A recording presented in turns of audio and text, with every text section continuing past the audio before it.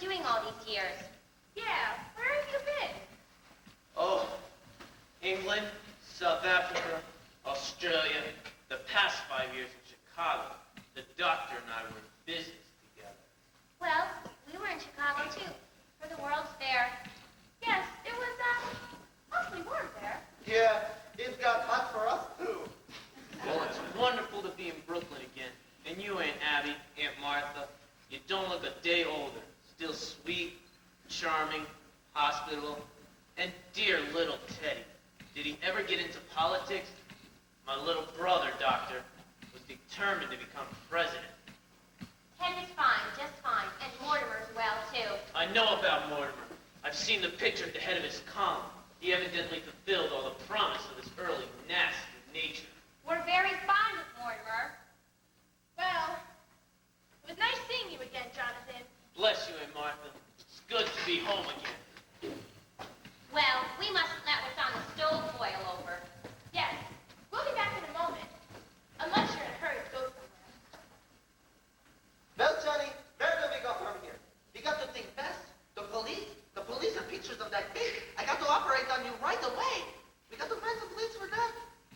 Oh, we got to find a place for Mr. Spinaldo, too. Forget it, Mr. Spinaldo. But, Johnny, we got a hot stiff on our hands.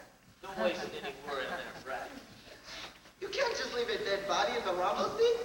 You should have killed him, Johnny. He's a nice fellow. He gives us a little what happened. He said I looked like Boris Karloff. That's your work, Doctor. You did that to me. Yeah, Johnny, I think you'll quit. Tonight. Johnny, not tonight. I'm hungry and I'm big.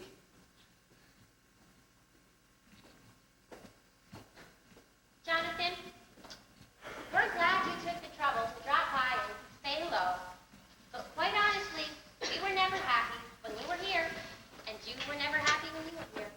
So we just came in to say goodbye.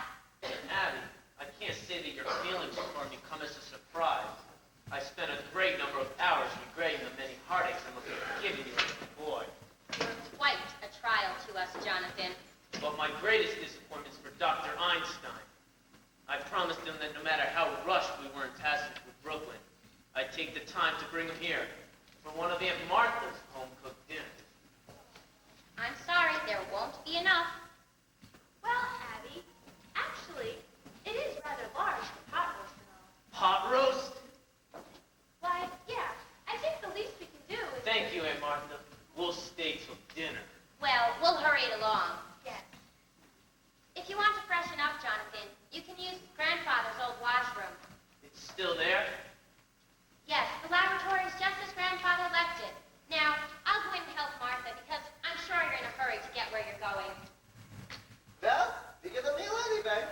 Grandfather's laboratory. And just as it was. Doctor, a perfect operating room. Too bad we can't use it. After you finished with me, why, we could make a fortune. The old laboratory, the ward in the attic, 10 beds. And Doctor, Brooklyn's crying for your talents. Not work yourself up, Johnny. Besides, for Brooklyn, I think we're a year too late. You don't know this town, Doctor. Practically everybody in Brooklyn needs a new face. But so many of the old faces are left out. A small percentage. Besides, the boys of Brooklyn are famous for paying generously to stay out of jail. But Johnny, your aunts, they don't want us here. We're here for dinner, aren't we? Yes, but after dinner. Leave it to me, Doctor. I'll handle it. Why? This could be our headquarters for years. Oh, that would be beautiful, Johnny. Those aunts of yours, such sweet ladies. I love them already. I get the bags, yeah? Doctor, we must wait until we're invited. But you just said it. We'll be invited. And if they say no? Doctor, two helpless old women. It comes true like a beautiful dream. Only I hope you're not dreaming. It's so peaceful here. That's what makes this house so perfect for us. It's so peaceful.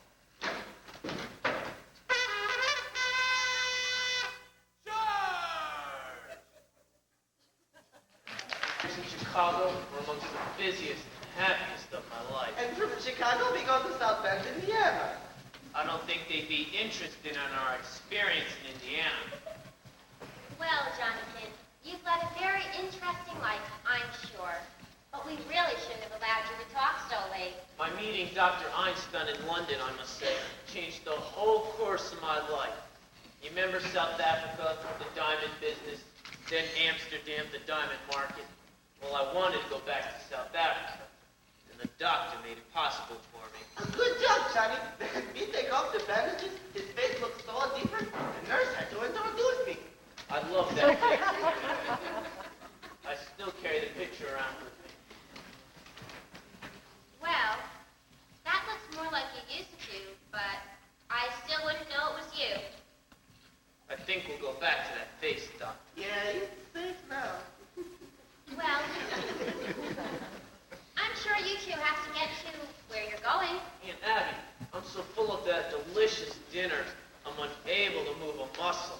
Yeah, it's nice here. Well, after all, it's getting late. I found it! I found it! What did you find, Teddy? The story of my life! My biography! Here's a picture I was telling you about, General. Here we are, the both of us. General Goebbels and President Roosevelt at Culver Cut. That's me, General. And that's you. My, how I changed. Well, you see, the picture hasn't been taken yet. We haven't even begun digging the locks at Culver Cut yet. And now, General, you and I will both go down to Panama and inspect the new locks. No, Teddy, not to Panama. We go some other time. Animals in long day off. Nonsense! It's just down in the cellar. The cellar? Yes, we allowed Teddy to dig Panama Canal in the cellar. General Goebbels, as President of the United States, Commander-in-Chief of the Army and Navy, and the man who gave you this job, I demand that you accompany me on the inspection of the new locks. Teddy, I think it's time you went to bed. I beg your pardon. Who are you? I'm Woodrow Wilson. No, Dead. you're not Wilson. Your face is familiar, though. You're not somebody I know now. Let me see. That's it. You look like somebody I might meet on my hunting trip to Africa. You look like somebody I might meet in the jungle. It's your brother Jonathan, dear. He's had his face changed. So that's it. A nature faker.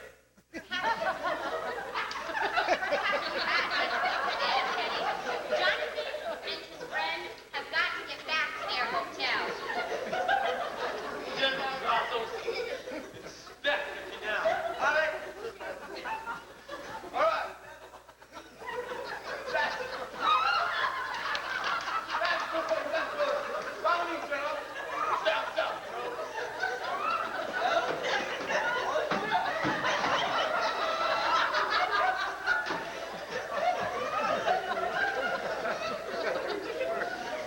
Aunt Abby, I must correct you misapprehension. You spoke of our hotel. We have no hotel. We're staying here. Well, there's a cute little hotel about 3 blocks down the Aunt Martha, this is my home. But, Jonathan, you can't stay here. We need our room. You need them? Yes, for our lodgers. Are there lodges in this house now? No, but we plan to have some. Then my room is still free. But there won't be any place for Dr. Einstein. He'll share the room with me. No, Jonathan, I'm afraid you can't stay here. The doctor and I need a place to sleep.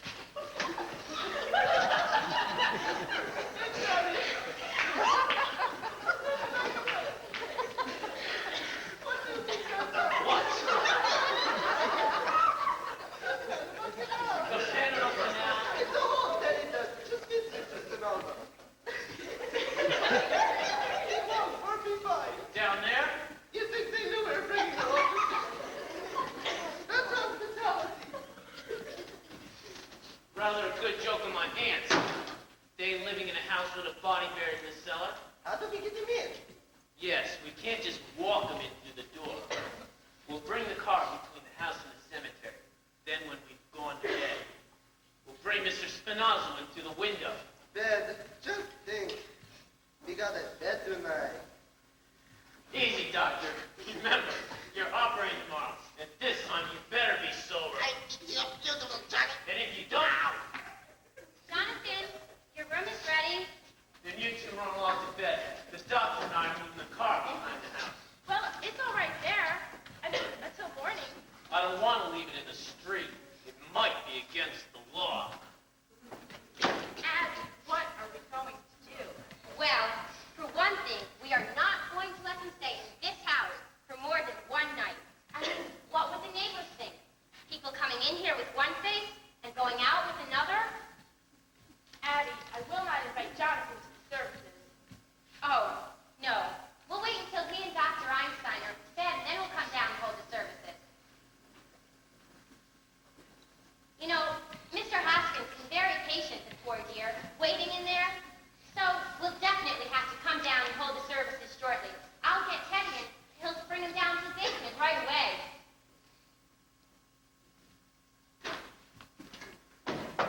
General Gurgles was very pleased.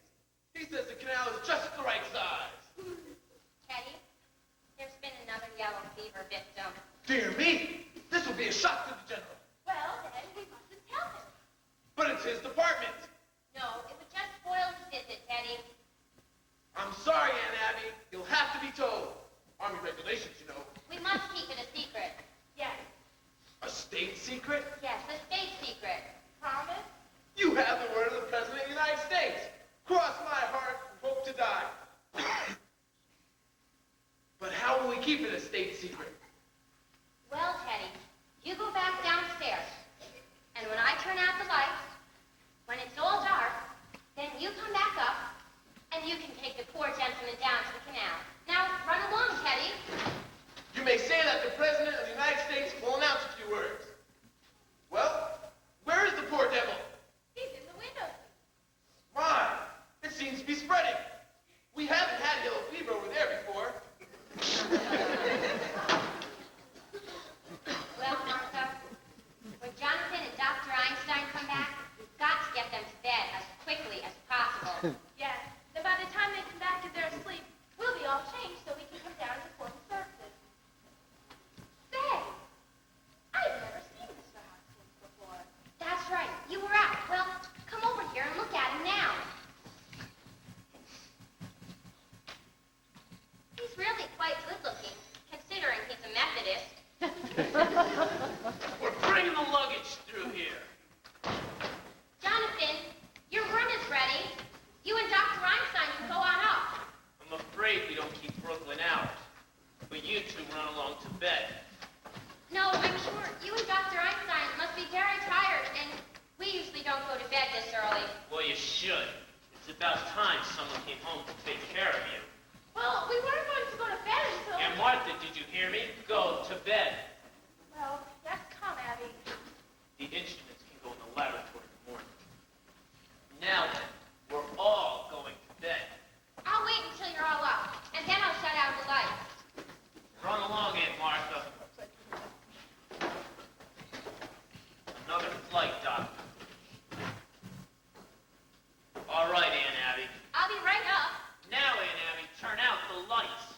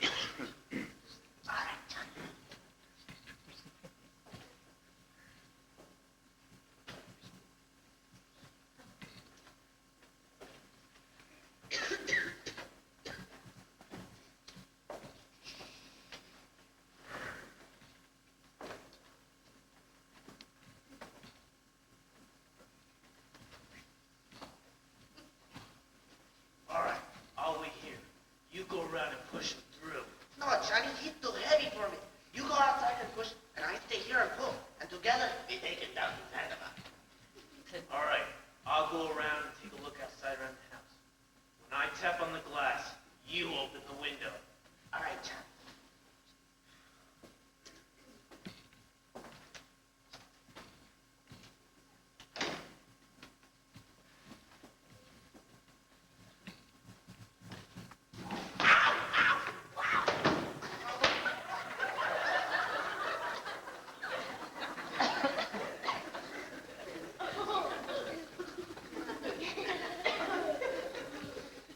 Who left this open? Don't come. Johnny? Okay, Johnny. All right, Johnny. Okay, Johnny. Johnny. Okay. Oh. Okay, Johnny, sit down. Yeah. Wait a minute, Johnny. You want the light to wear?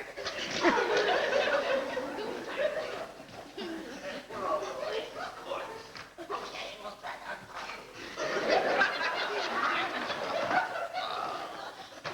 Shh! That was me, Johnny. I slipped. Be more careful. Oh, it's okay. Johnny, somebody's at the door. Go away. No. No, I can reach you. Go away.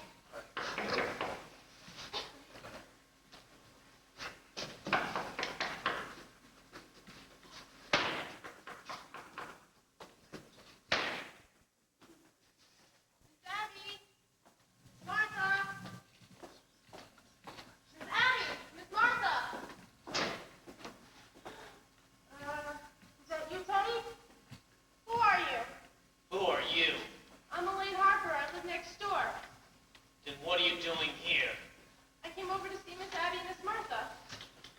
Turn on the lights, Doctor.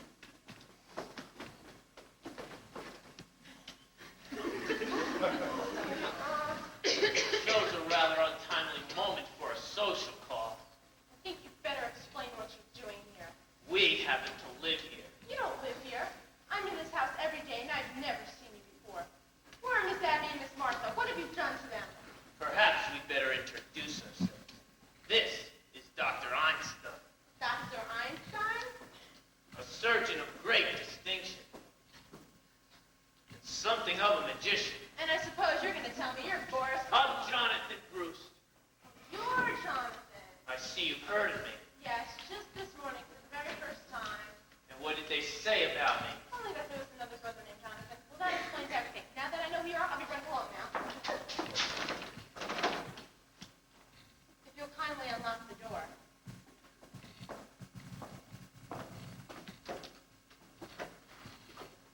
That explains everything. Just what did you mean by that? Why did you come here at this time of night? Thought I saw someone prowling around the house. I suppose it was you. Thought you saw someone prowling around the house? Yes. Weren't you outside? Isn't that your car? You saw someone at the car? Yes. What else did you see? Just that. What else did you Just see? that. That's all. That's why I came over here. I came over here to tell Miss Abby to call the police, but that's you and that's your car. I'll be running along now. What was the man doing at the car? I don't know. You see, I was just on my way over here. I think you're lying. I think he tells the truth. We let her go now, huh? No, I think she's lying. Breaking into a house at this time of night. She must be dangerous. She shouldn't be around police like this.